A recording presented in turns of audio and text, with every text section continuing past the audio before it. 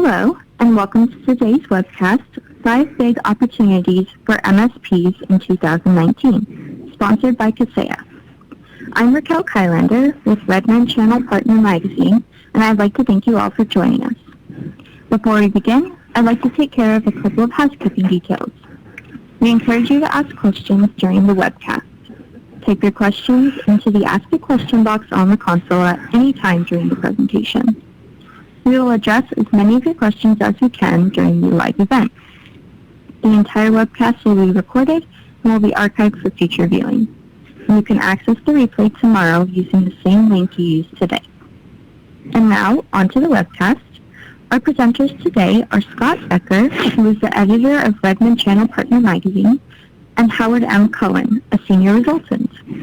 And with that, I'd like to pass the time over to Scott and Howard. Great. Thanks a lot, Raquel. Appreciate it. This is Scott. And thanks to everyone who's joined us on the call today. We've got a great topic. Still early in the year, but 5 big opportunities for 2019 for MSPs. Always top of mind. And I'd also like to thank our sponsor, Kaseya.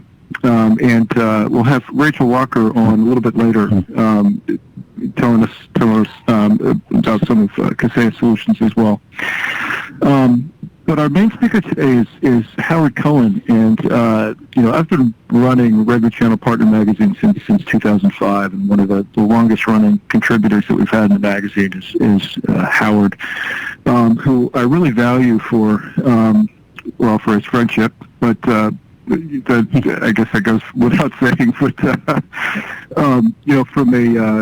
from a channel perspective, Howard's been around the channel for a long time. He knows sort of why everything is the way that it is in the channel, why channel businesses run the way they do.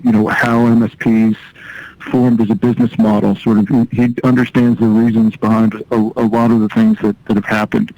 But then he's also got a great ability to keep himself in front of the technology, and he brings that balance of understanding both, business reasons behind opportunities, and sort of that special, part of our space, which is understanding the technology and, how that's opening up new opportunities. So I'm really delighted to be able to hear from Howard today about, what he sees as the top opportunities right now for MSPs. So, Howard, welcome to the webcast. Thanks for joining. Yeah, would you do me a favor, just widen that door frame so I can get my head out through it? Thank you, Scott. That was a very nice introduction. I really appreciate it. And hello, everybody. When I was first approached about this topic, 5 big opportunities, of course, at that time it was an X number of great opportunities, and actually, you're going to hear about 7 today, but don't tell anybody. I really wanted to think about the kind of opportunities that would have long-lasting impact on our businesses. And in the questions or in follow-up, you have my email address there. I would love to hear from you as to whether or not I succeeded. I think that these 5 particular topics are very important because we face a challenge. Right now, everybody is becoming an MSP, and this has been going on for a while. The result is that there are lots of people out there. I've spoken to staff augmentation companies that think they're MSPs, or say they're MSPs. So I think we have to start to think about the future and start planning for the future. And I think that these 5 opportunities are a great starting point for future directions. Really quickly, we're going to talk about multi-cloud, making multi-cloud solutions play together. We've been systems integrators or network integrators forever. It's time to become cloud integrators, and there's a real value to that, which we'll go over. There's a group that I call ESPs, enabling service providers. They are ISVs, actually. They're software developers. And you'll see the difference as soon as we get to that section. Also, it's all about the data. It always has been all about the data. And recently we've seen a huge need for data scientists, and it's going unfulfilled because people can't school up fast enough with all the different disciplines they have to fold in. So we'll talk about that. I have been writing for Scott about intellectual property at least since 2011 that I can remember. The importance of having a product of your own that you can sell. And we'll talk about some new ways of achieving that without having to become an app dev house. And then finally, from the other side of the equation, there's only two ways to make more money. One is to drive up your revenue. The other one is to drive down your costs. And that's a simple formula, not so simple to achieve. We'll talk about some ways that you can drive more operating cost out of your operation while still maintaining and improving quality. Okay, so let's get on to the first opportunity. Multi-cloud solutions. One of the great things about cloud is that it offers customers choice. They don't have to buy all of their cloud services from one cloud provider. I've often said it's not about cloud, it's about clouds, because many customers are sourcing their cloud services from a variety of cloud providers and getting what they feel is the best of breed in each category. That's great, but then of course if you have different clouds, they probably are using different protocols to connect between themselves and their customers. If we have different protocols, you bet there's going to be different security standards, a different one for each potentially. Which means basically the more clouds, the more management is required. You have to become adept at understanding how to keep each of those cloud services performing at its top. And in some cases, that's easy. Some of the cloud providers make it really simple. Others don't. So keeping it manageable starts at the beginning. I would not want to be the cloud integrator who gets down the road 6 or 7 months and then starts realizing that there are conflicts between two of the services that they sold to a customer. Much better before you sell anything to make sure that they work well together. We've been doing this for decades. Always running software on a new platform to make sure that it works well on that platform. It's the same thing here. Running applications from a cloud, making clouds work together before we recommend them to customers, and that expertise in being able to do that becomes very saleable. It's a value that customers really do value. The other thing, and we'll talk about this in more depth later, is that security is only as strong as its weakest link. So you have to make sure that security exists at every step along the cloud path, the path to all of those clouds. So don't short sell the complexity that you're going to confront. All right, so that's the first opportunity, becoming adept at managing many clouds together, securing all of those clouds together, optimizing the use of multiple clouds. There's all kinds of new capabilities that are going to start to emerge over the next few years. We've seen containers and microservices most recently. They were born for the cloud. And so there's opportunity to connect various services from various cloud providers and create a greater gestalt. So more on that. I mentioned at the top that there's a new type of service provider, and actually it's a new type of ISV. These are ISVs that enable service providers with new tools that will help you broaden your services portfolio. Again, there's only two ways to increase revenue. One is to create new customers, find new customers to sell to. The other is to sell more to your existing customers. So you always want to be broadening your services portfolio with new services that are adjacent to the ones you already provide. These ISVs don't expect you to resell their software to anybody. They don't want it resold. They're not selling it to you for resale. Matter of fact, you're licensing their software for use on behalf of your customers. So you never deliver software to the customer. You simply deliver services to the customer. Now, if you think back to years gone by, I'm sure there are some people in the audience who are, my title is senior consultant. The senior means I'm old. The resultant means I'm about results. But being that old, I remember the early days when every software vendor came in to see us and tell us, oh, you can get 40% margin on our software. And then it was 35, and then it was 25. And, before long, I looked at them and said, stop. Okay, you and I both know you're lying. Not that you mean to lie, but we both know that my competitors in the area are going to price your software down to basis points. So I'm not going to make money on the sale of your products. Most of you became MSPs because you realized there was no money in selling products. Well, what became a good product? A good product was any product that you could wrap services around. If it needed installation, if it needed configuration, if it needed provisioning, deployment, fine-tuning, whatever, the more services went along with that product, the more you liked that product. And so it wasn't about margin, it was about the services you could attach to it. Your strategy became, don't worry about the software, you're not going to make money on it, but you're going to make lots of money on your services because your services are high margin. You get to control that.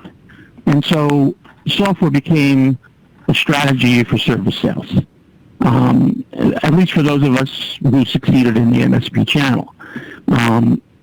Now, these tools that these providers are giving you will allow you to add services that you couldn't add previously.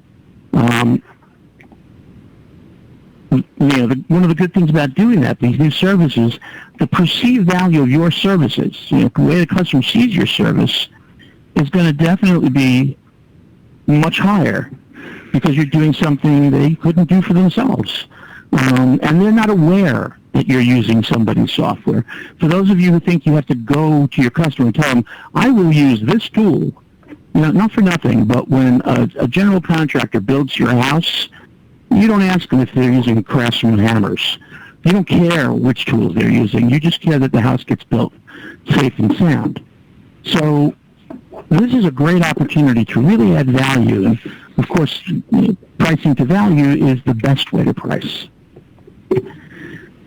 All the training, all the support you need, the strategic help you need in creating these new services will come directly from those ISVs. They become your partner. You benefit from the sale of your services. They benefit from the sale of their software. Everybody wins.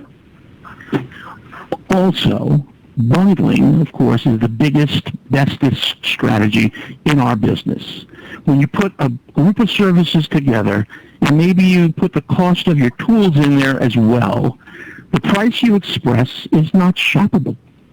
The customer has no idea what tools you're using. They have no idea what all the background services are that enable what they're going to be able to do. So that's all invisible to them.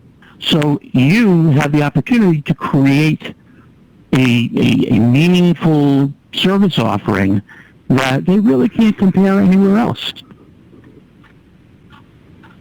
And there are many vendors who are doing this, and I'm hoping, nope, let's see, we have a little problem here, bear with me. I think that slide is not going to come up. Okay, so we'll just skip it. What I wanted to point out in the next slide, let me see if I can just bring it up this way. Yeah, it's not in the mood. Okay, is that one very good example of this kind of ISV is today's sponsor, Kaseya.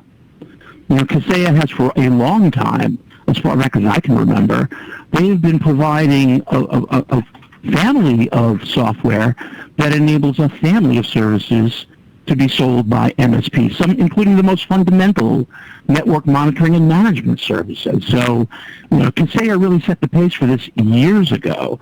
But we've seen others. We've seen Datto doing this. Nintex, if any of you sell SharePoint, you've used Nintex tools to create customizations for your customers. BitTitan, if any of you are automating processes, you've used BitTitan as a tool to make that automation easy. They're happy to help you learn how to do it better.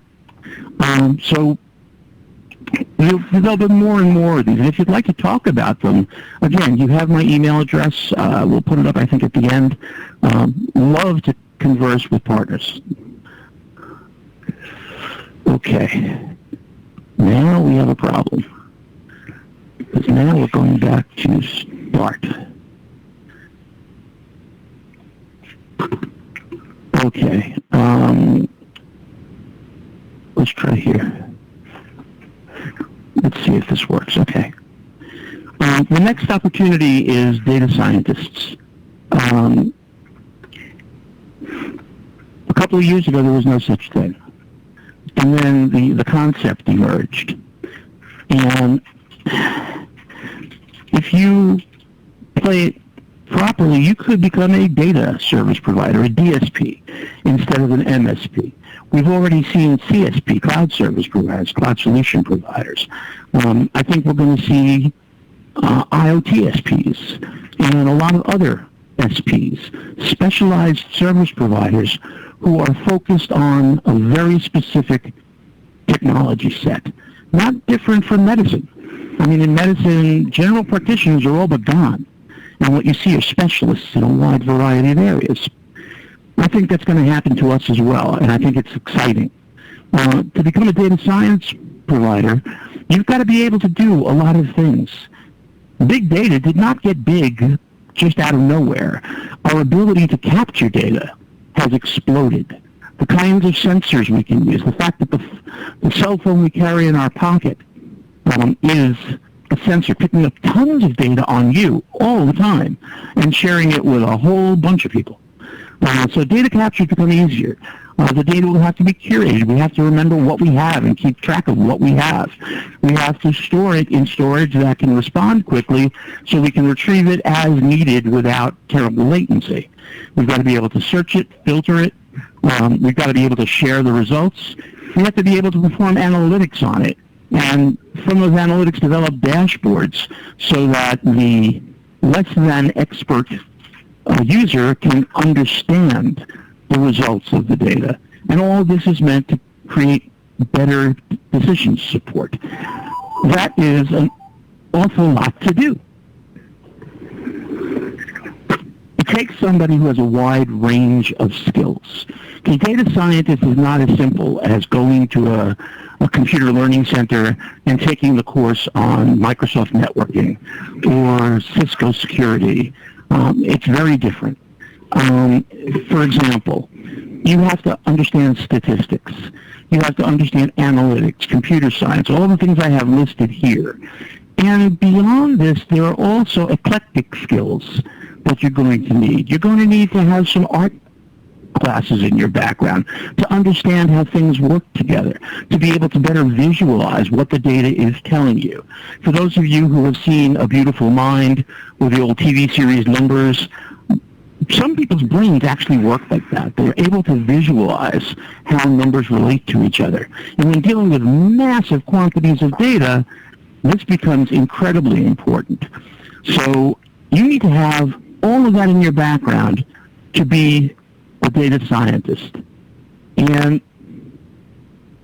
beyond everything else you do with it, if nobody can interpret that data, it's useless. Now, some companies are hiring people and putting them to work, interpreting their data, visualizing what the data is telling them, and turning data into information, information into knowledge, knowledge into wisdom, and finally wisdom into great decision support. It's a long chain, but somebody's got to do it. And one of the things I'll tell you, these guys are the magicians of the big data era. This is not me saying this. This is Claire Kane Miller writing in the New York Times. They're going to crunch the data, use math to analyze it, create narratives, visualizations, then suggest how to use the information. So Claire saw the vision that I'm describing. It takes a lot of different skills to be able to do that. These are expensive people. A data scientist is amongst the highest paying jobs in the IT industry today, not tomorrow, today.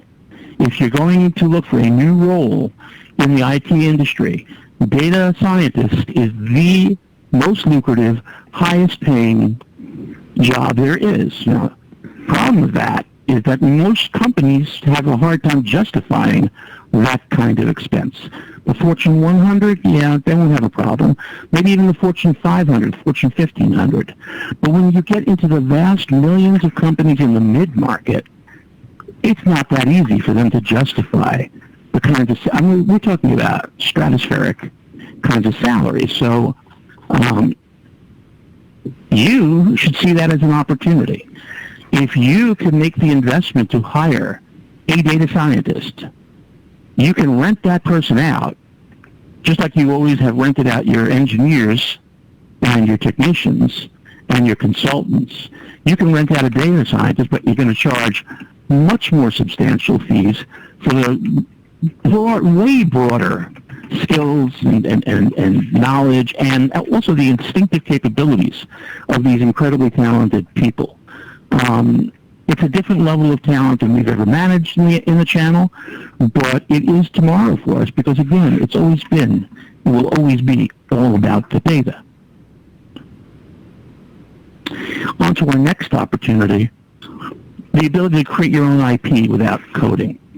You know, I used Nintex as an example before of somebody who's enabling you, but Nintex started its life as a systems engineer, just like most of you. They were out there delivering services, and then they got into SharePoint and realized that they had created some terrific customizations, and they started packaging them. And once they were packaging them, they started reselling them to other systems integrators, and it wasn't terribly long before they stopped being an SI and spent all of their time just simply selling their products. Now, even take the phrase solution provider. When you ask a solution provider, what's your solution? You provide a solution, what is it? If you go back in history, if you think about your own history, you can probably admit to yourself that more often than not, when you said solution, you meant infrastructure. And that's okay. That's what it was back then. Everybody needed infrastructure. Of course, since the advent of the cloud, not so many people need infrastructure services from you anymore. They're getting them from their cloud provider.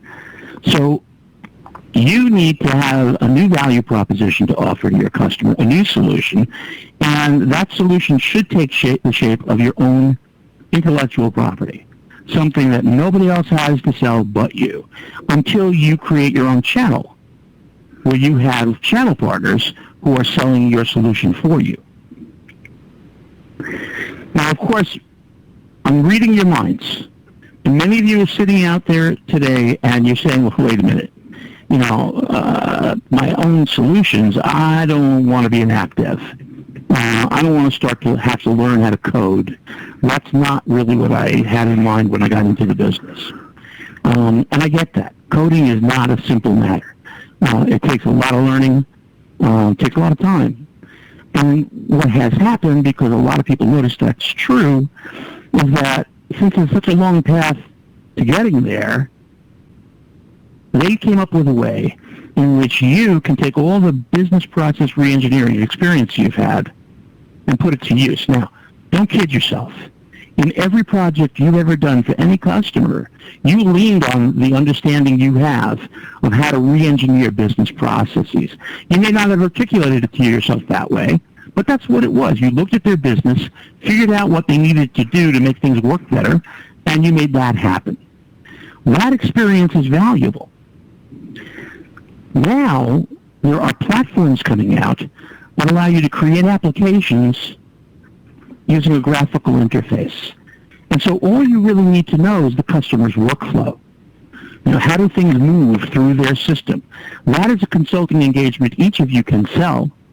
And then once you've sold it, and once you've researched, and once you've done the discovery, and you now have a good documentation of their workflow and their processes, you can now turn that into an application using any one of these or many other emerging tools. I have to tell you, when I went to collect these, I was shocked by how many there were. I did not expect that it was already this many. And by the way, Game Salad is exactly what it sounds like. It enables you to create games. The others, however, are all about business applications. And you can develop business applications without knowing a line of coding. Just like Dreamweaver came out and changed the world of HTML forever, these are the early entries into the automation of application development with graphical interfaces, and extremely, extremely exciting. Okay, next opportunity is driving down operating costs. And I'm just going to put all these up all at one time. The big key to driving down your operating cost is to increase the amount of automation you use. Most MSPs started out monitoring and managing networks. You use software to do that. That's why I say Kaseya is a perfect example of that. Kaseya automated a large number of your functionalities. They automated a lot of the way in which you watch networks. You alert when something goes wrong. You report at the end of period. All of that came out of the software that they provided to you automatically. You didn't have to lift a finger. These days, we're seeing more and more products coming out that help automate the migration process from on-prem to cloud or from cloud to cloud.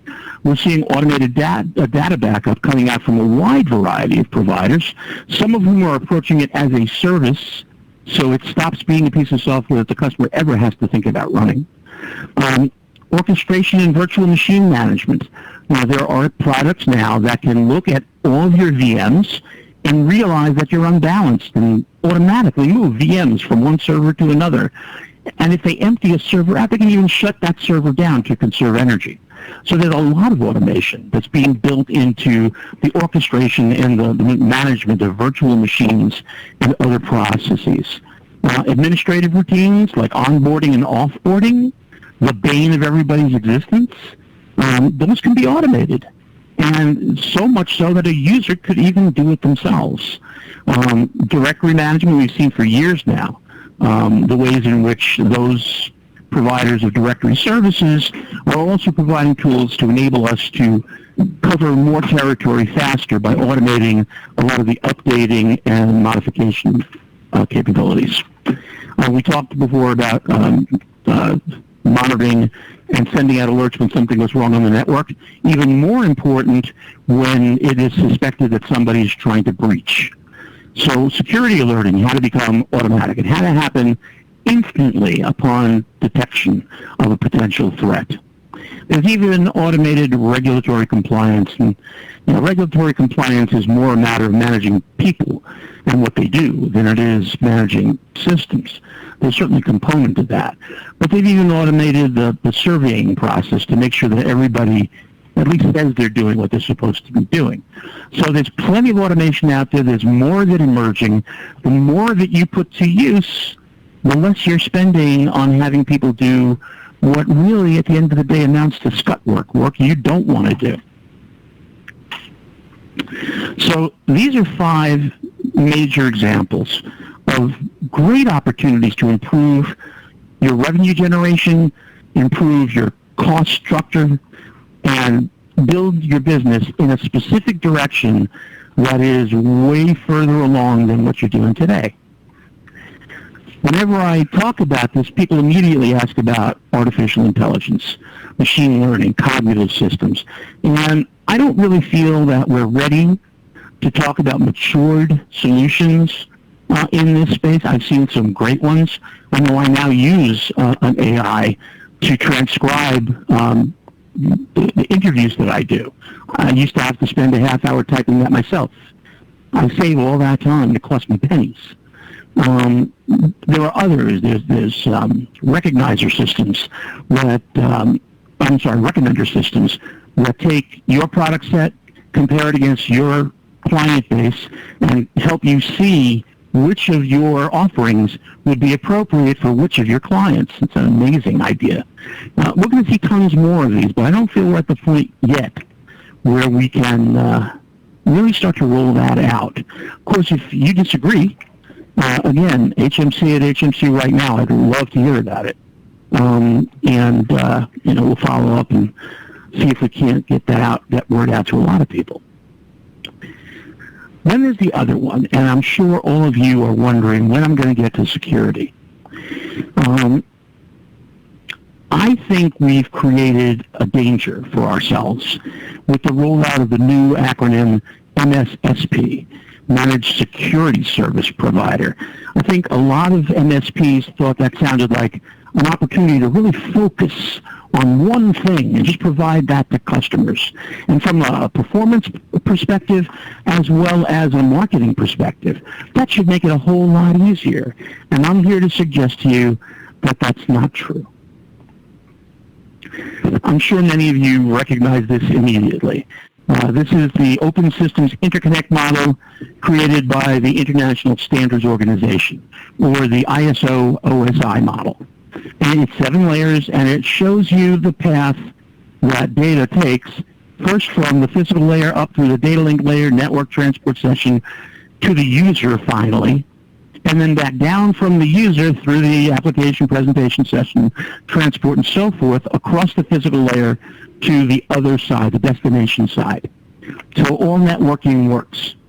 7 layers, and every time I present on this, the question comes out, where does security fit? Why isn't there a security layer? What's the story? And my response to that is yes. Yes, any layer you want to talk about, security exists at that layer. Now, there has to be physical security, certainly. You need to have security of your network. That's why we encrypt data. That's why we put up firewalls, the transport layer, firewalls and intrusion protection systems. Every layer, there are tools, network access control, and so forth. The reality is, by the way, there are 9 layers. There's the political layer that we've layered on top, and the power layer that we've layered on the bottom. Those have to be managed and secured as well.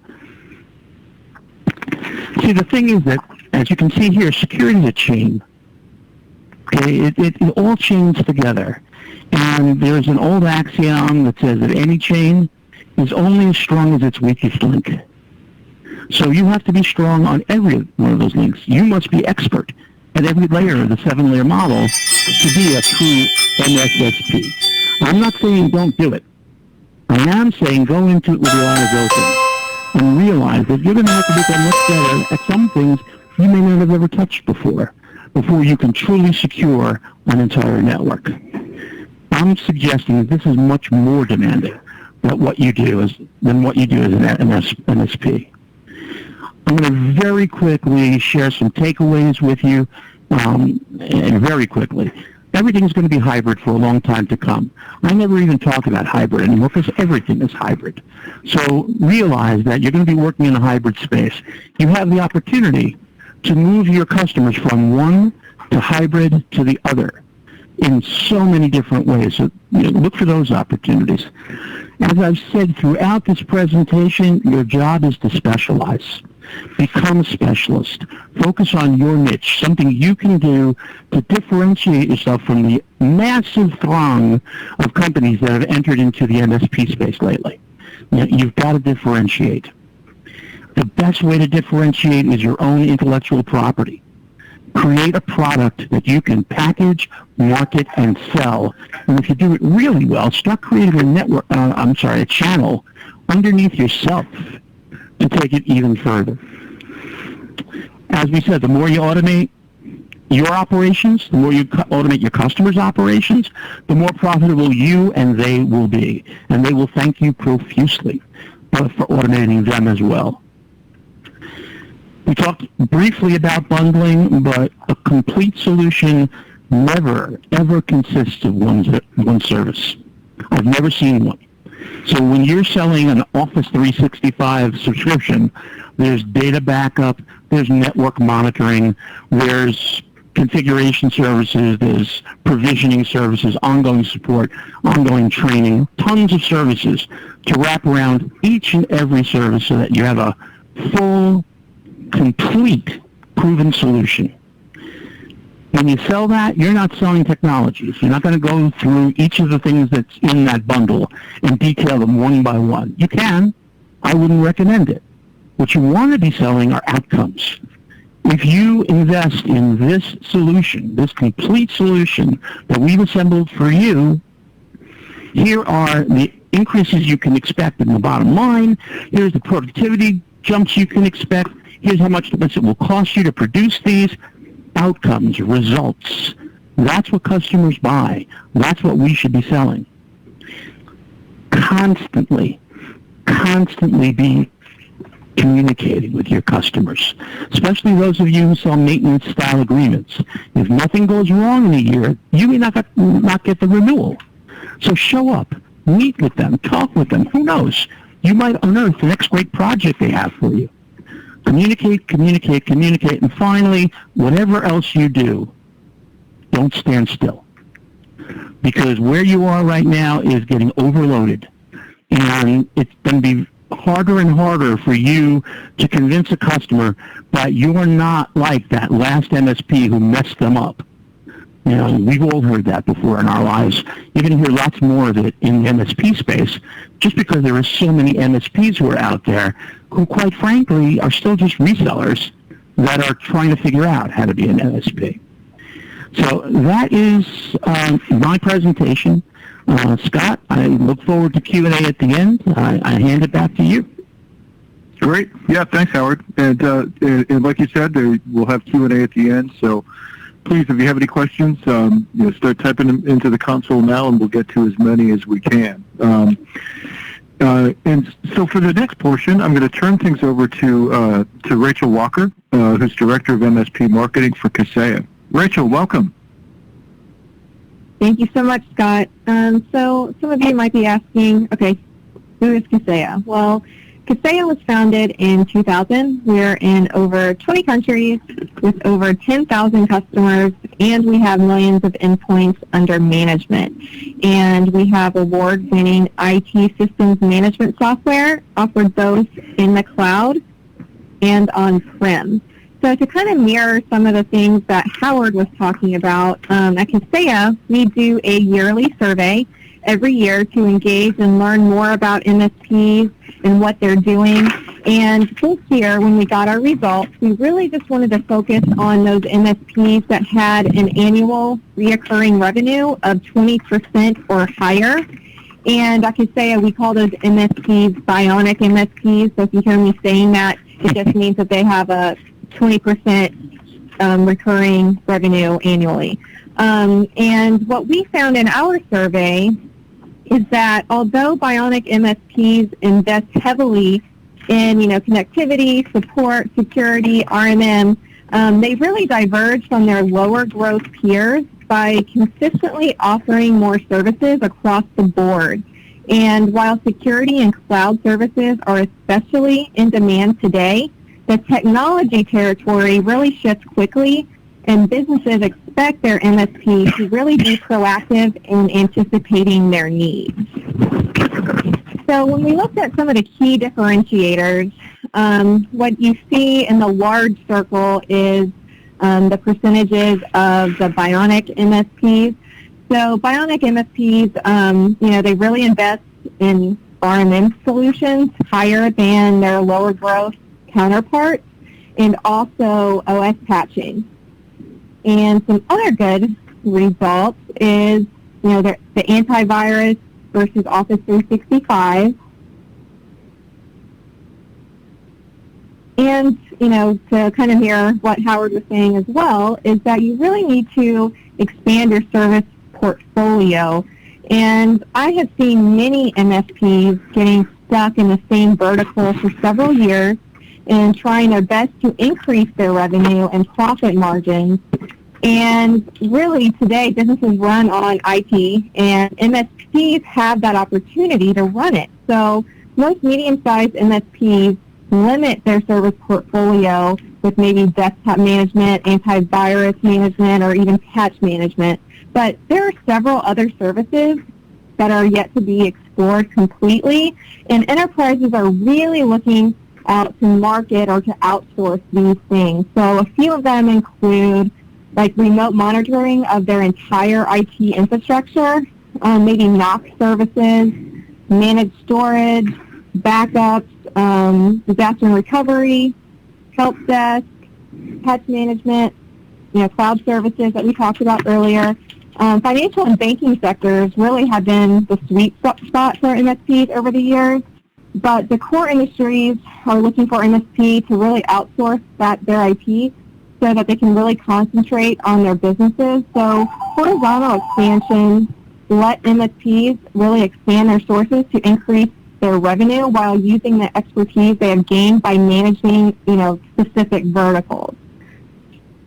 And then when we get into really evaluating the vendors that you're using, no MSP is, really complete without possessing the right tools. And the tool is only really as good as the vendor's knowledge of that specific market. So being able to choose the right vendor really determines the success of your MSP shop.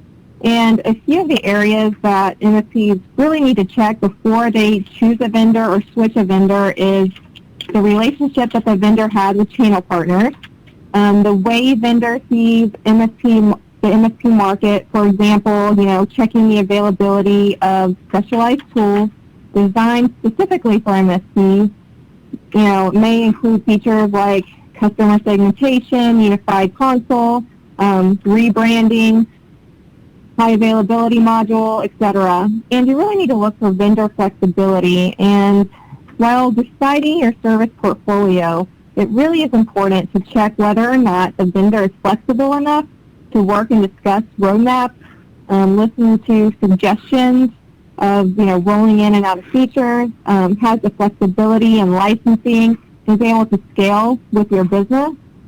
And in order to really increase profitability, similar to what Howard was saying earlier, is kind of getting rid of your siloed systems so that they all kind of work together so that you can automate. So automation, it's really nearly impossible to task or to achieve efficiency and productivity without using automation. And the way out is to bring automation into your existing tasks. And one of the major concerns for MSPs really is the cost.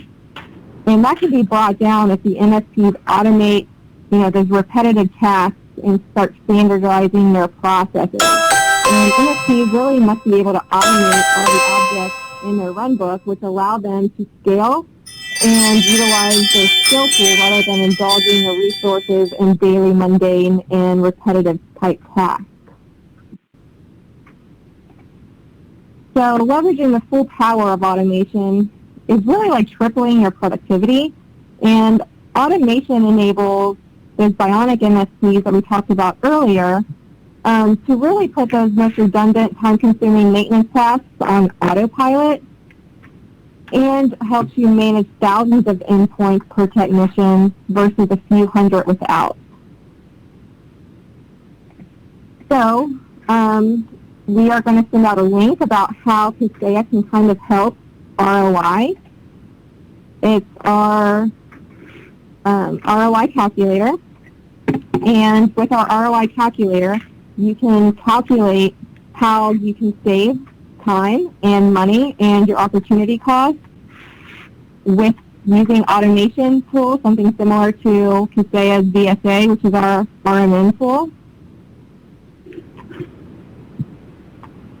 And this is kind of what it looks like. But basically, you can put in your own numbers, and it'll actually give you real live outputs based on the information that you give us.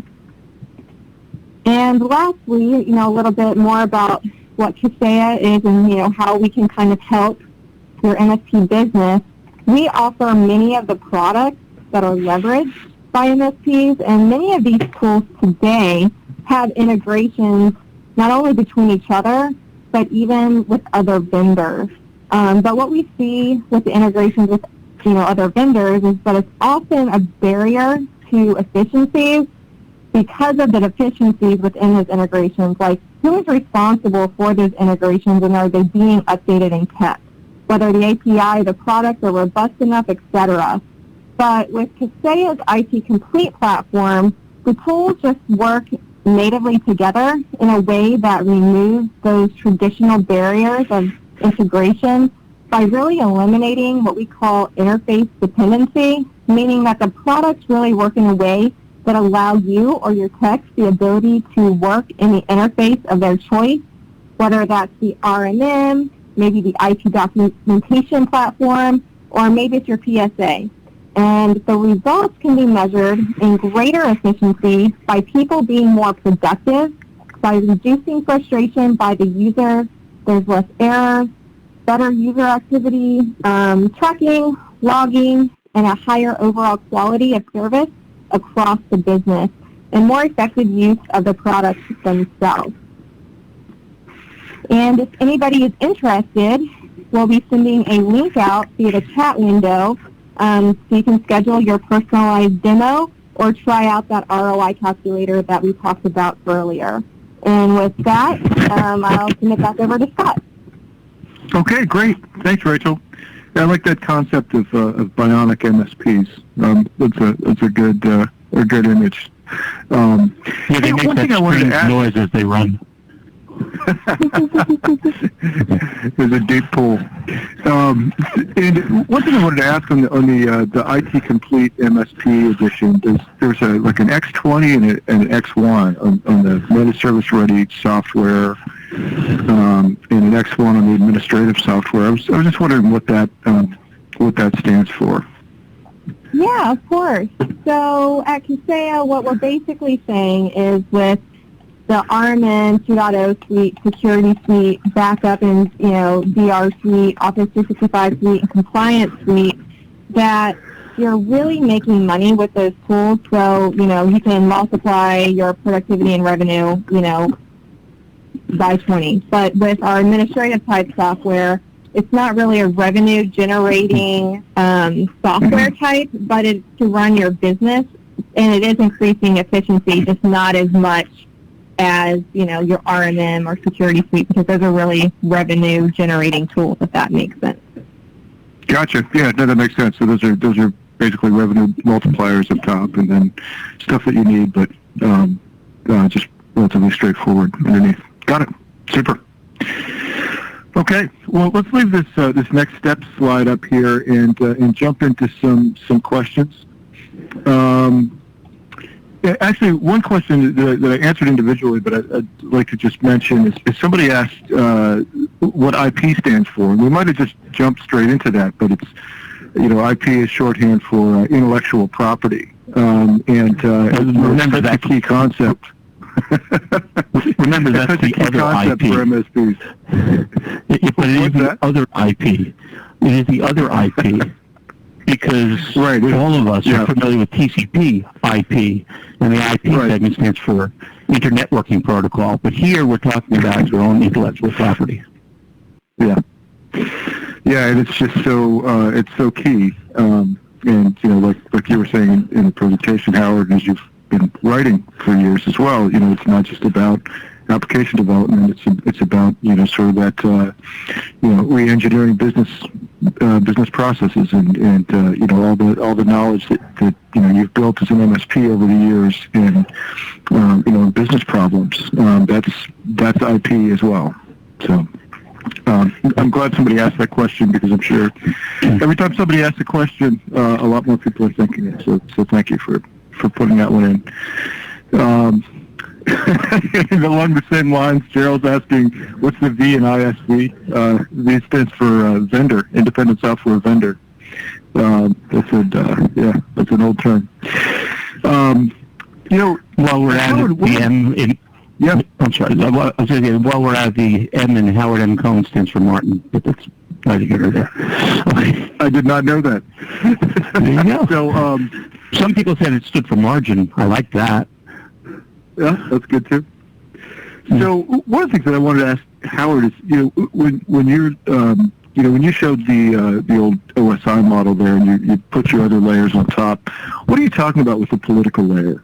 On the top end. Well, the political layer, it's beyond the application, beyond the application lies all of the support and service that it takes to keep an IT shop running. The political layer really refers to the decisions that have to be made as to what products from what vendors, what platforms are you going to support.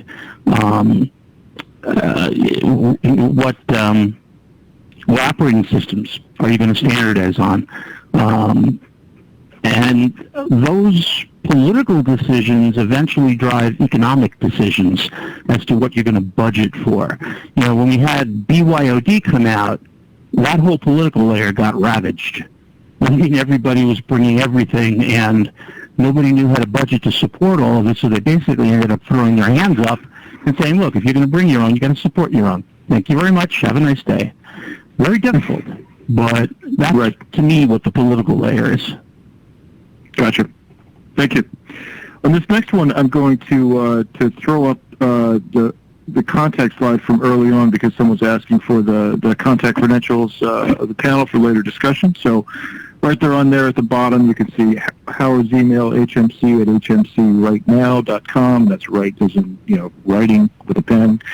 And I'm at sbecker at converge360.com. So I'll leave that there for a minute. So anybody who wants to take that down can grab it. Howard, you were talking about multi-cloud. Obviously, that's a huge opportunity, and I'm just interested in your take on, is there obviously with clouds, there are different options. There's so many different, especially SaaS offerings, but then you get into infrastructure as a service and platform as a service, and there are different selections there. A lot of the Redmond Channel Partner, magazine, readers are, from the Microsoft, side of the house. They've built up a business around Microsoft for a long time. What's your take on, the question with multi-cloud? Does it make a lot of sense for people to sort of specialize in a couple of vendors and really go deep, and build up expertise? Obviously vendors that customers are interested in. Or do you really want to go broad and and go with just try to be an inch deep and a mile wide and be able to bring out anybody's cloud offering into a solution?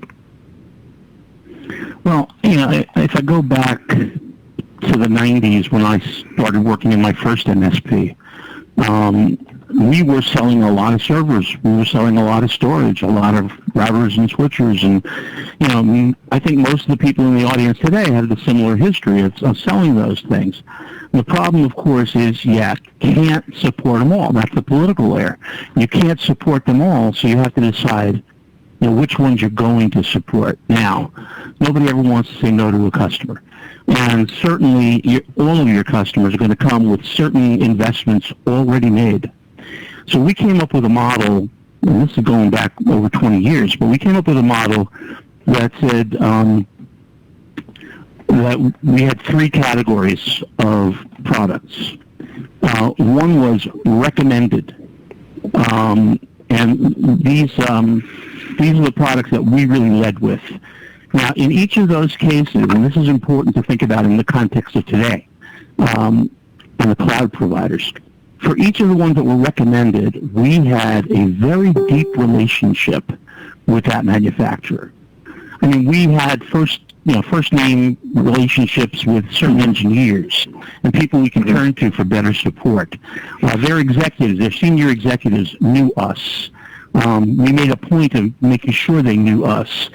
Because everything in business is based on relationships, and all too many of our partners are out there trying to work a program and work through a fairly low-level channel manager who can't get the magic done. To get the magic done, you really have to be in the C-suite. And so we fostered those relationships just for the recommended products. Beyond the recommended products were the supported products. These were products that if you have them, we can support them. We're trained on them. Don't expect us to ever prescribe them in a solution, but certainly we can incorporate them into whatever services we're providing for you. And the third was everything else, everything that we could obtain for you through a distributor or what have you. And I think that distinction is important today. There will be cloud services that you'll feel really good about, and you should have a really good relationship with the people at the top of the organization that are selling those. It is not impossible to do. Go to their trade shows, go to their conventions, or pick up the phone. They're people just like you are. Pick up the phone and call them. Talk to them. They want to know what's going on in the partner community because you are their sales arm. If you're selling their cloud, they want to make sure you're fully equipped.